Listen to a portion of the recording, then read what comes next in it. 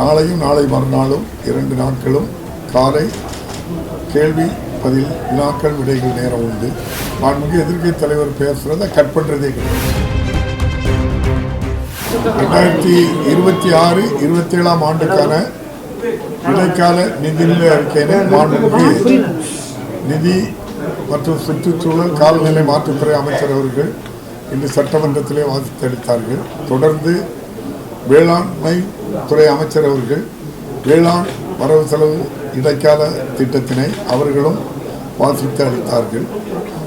அதன் பின்பு எனது தலைமையில் என்னுடைய அறையில் நம்முடைய அலுவல் ஆய்வுக்குழு கூட்டம் நடைபெற்று நாளை மறுநாள் 2 நாட்களும் இன்று சட்டமன்றத்திலே வாசித்து அளிக்கப்பட்ட இடைக்கால நிதிநிலை அறிக்கையினும் வேளாண் வரவு செலவு திட்டத்திற்கும் விவாதம் நடைபெறும். நாளையும் நாளை மறுநாளும் 2 நாட்களும் காலை கேள்வி பதில் வினாக்கள் விடைகள் நேரம் உண்டு.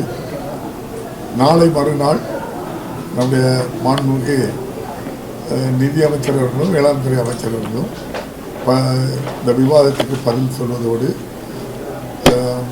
26-27 ஆண்டுக்கான முன்பண கோரிக்கையினையும் அதே போன்று 2025-26 ஆண்டுக்கான கூடுதல் செலவினங்களுக்கான மானிய கோரிக்கையினையும் சட்டமன்றத்திலே அறிமுகப்படுத்தி விவாதமின்றி அன்றே நிறைவேற்றி வழங்கப்படும். நன்றி.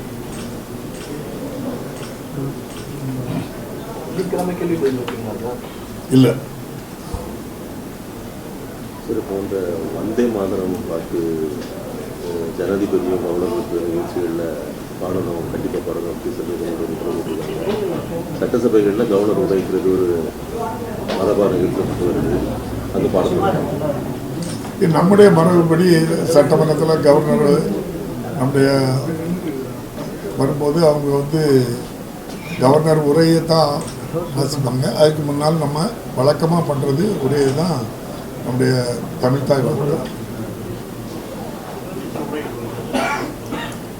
சார், இப்போ நேரலை செய்கிறதுல இப்போ எதிர்கட்சி தலைவர் வெளியே கூட குற்றம் நிறைய எதிர்கட்சி தலைவர் லிங்க் கட் பண்ணிடுறாங்க. அவர் பேசும்போது நேரலை செய்யப்படும்னு நம்ம ஏற்கனவே சொல்லியிருந்து 5 வருஷம் முடிஞ்சிச்சு. நேரலை முழுமையாக செய்யப்படலை. அது 5 வருஷம் முடியலையே. இல்லை, நேரலை மேக்சிமம் நேரலையில் தர எல்லாம் போயிருக்கு. வினாக்கள் விடைகள், அதுக்கப்புறம் அமைச்சர்கள் பதில் சொல்கிறது, முதலமைச்சருடைய தனி தீர்மானங்கள் போன்றவைகள் எல்லாமே பண்ணிட்டு இருக்கு. நீங்கள் சொன்னபடி மாண்புமிகு எதிர்க்கட்சி தலைவர் பேசுகிறத கட் பண்ணுறதே கிடையாது. அது தவறான தகவல். நாடாளுமன்றத்தில் ஒளிபரப்பு அது போல எப்போ இங்கே ஒளிபரப்புறோம்? நாடாளுமன்றத்தில் பாரத பிரதமர் அங்கே பதில் சொல்லே வராண்டானே சபாநாயகர் சொல்லிட்டாரு. அதே போல் அங்கே சொல்ல முடியுமா? அது நாடாளுமன்றம் அந்த ஜனநாயகம் தான். இது நாடாளுமன்றத்தோட சிறப்பான ஜனநாயகமாக தான் இங்கே நடக்கும். நன்றி, வணக்கம்.